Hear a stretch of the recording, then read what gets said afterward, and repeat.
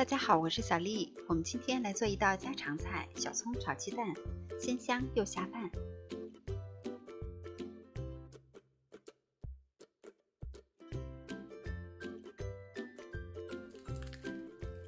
我们先把鸡蛋打入碗中，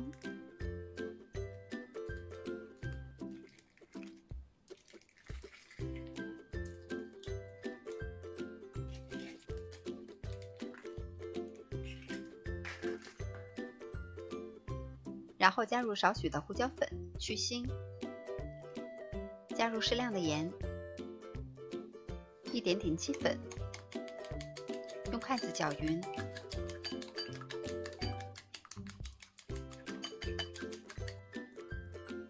准备一把小葱，清洗干净。我们先把葱白的部分切成段，然后放入到鸡蛋碗中，搅均匀备用。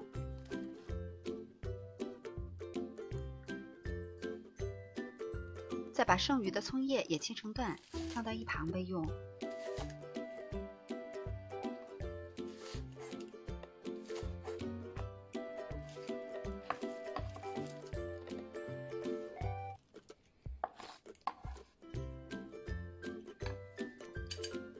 热锅放入适量的植物油，油热了以后下入鸡蛋液，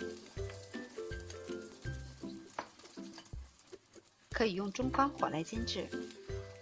煎至底部有一些定型了以后，我们用铲子轻轻推一下。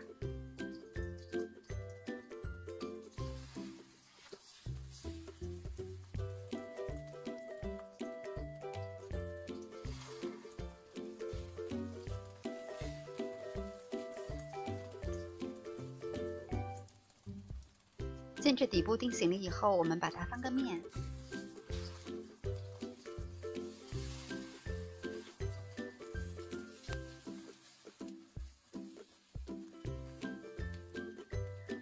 煎到两边都定型了以后，用铲子把鸡蛋划散，炒成大块。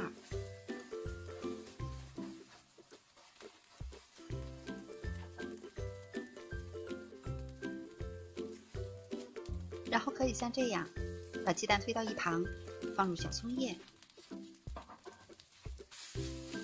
葱叶入锅了以后，快速的翻炒10秒钟左右，看颜色变得油绿，立刻关火出锅。